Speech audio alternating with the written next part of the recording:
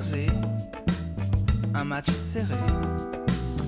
Bonjour Frédéric, on va parler histoire effectivement, et sport et tennis, comme le dit la chanson à l'instant, parce qu'en fin de semaine débuteront les demi-finales de la Coupe Davis, France-Espagne sans Nadal, puisqu'il était absent du dernier carré, il s'est blessé à l'US Open. Voilà. Qui était M. Davis qui a donné son nom à cette coupe? Un tennisman, j'imagine, mais pas que.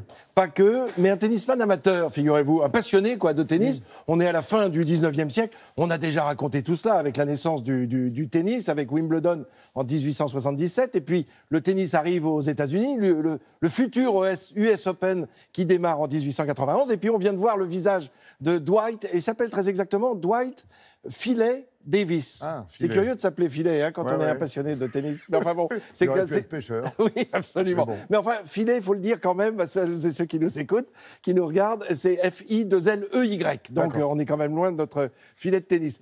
Donc ce personnage est un passionné de tennis et il veut promouvoir pour le grand public, pas seulement pour les champions, pas seulement pour la compétition, non, pour le grand public. Alors avec ses potes d'Harvard, ils sont 4 étudiants, ils vont faire toute la côte ouest des États-Unis et ils vont présenter ce nouveau sport. Et puis il a l'idée de créer une compétition internationale. C'est ce qu'il confie au président de la Fédération américaine de tennis. Et on va voir la coupe qu'il imagine, parce que c'est lui qui la crée.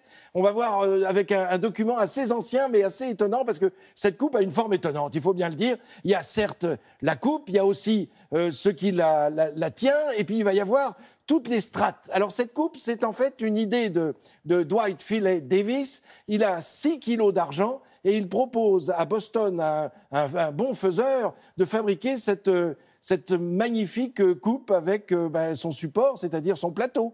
Et à partir de ce moment-là, on va inscrire sur la coupe et sur le plateau, on va inscrire le nom des vainqueurs. Alors, qu'est-ce qu'on inscrit sur cette coupe et sur ce plateau? On inscrit le nom de tous les joueurs qui ont joué la finale, c'est-à-dire les champions, les vainqueurs. Du monde. Oui, mais il y a aussi les finalistes, c'est-à-dire l'autre équipe, celle qui est en finale, plus les entraîneurs, plus les joueurs, mais aussi les remplaçants. Bref, ça fait vite du monde. Voilà pourquoi je vous montre cette deuxième Coupe Davis que vous allez voir dans un instant. C'est plus seulement une coupe et un plateau, mais d'abord on regarde ces images qui nous montrent justement Filet Davis, Dwight Davis, en train de jouer et remporter cette Coupe Davis dans les années juste après, au tout début du XXe siècle, puisqu'il lance cette idée en 1899 et que c'est en 1900 qu'il remporte la victoire. Face à qui? Face aux Anglais. Les Anglais qui avaient fait des semaines de mer pour venir se battre contre les Américains.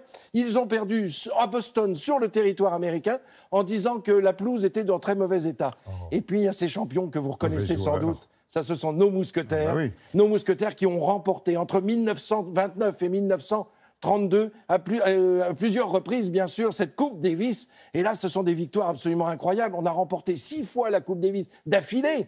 On l'a remporté à ce jour 10 fois, grâce aussi à Yannick Noah, que l'on va voir tout de suite, entouré de ses joueurs. Et puis, cette fameuse Coupe Davis. Regardez maintenant, il n'y a plus seulement un plateau, il y a des supports en dessous. Parce qu'il a fallu inscrire tous les noms de tous ces champions et de tous ces finalistes. J'imagine qu'il y a des vis et des écrous, parce que c'est énorme. Il faut que tout tienne. Et vous savez qu'elle fait souvent, quand on la remporte, comme on l'a remporté en 2017, et qu'on va la remporter en 2018, bien sûr. Et pourquoi pas. Elle va faire sans doute le Tour de France, en passant par des grands clubs, des petits clubs. Tout le monde a le droit de voir cette Coupe Davis remportée déjà 10 fois par la France. On croise les doigts à toute l'équipe, on soutient l'équipe de Noah. À partir de vendredi, à Villeneuve-d'Ascq, on est dans l'île métropole, absolument, dans le stade Pierre-Mauroy. Bonne chance. Merci Frédéric.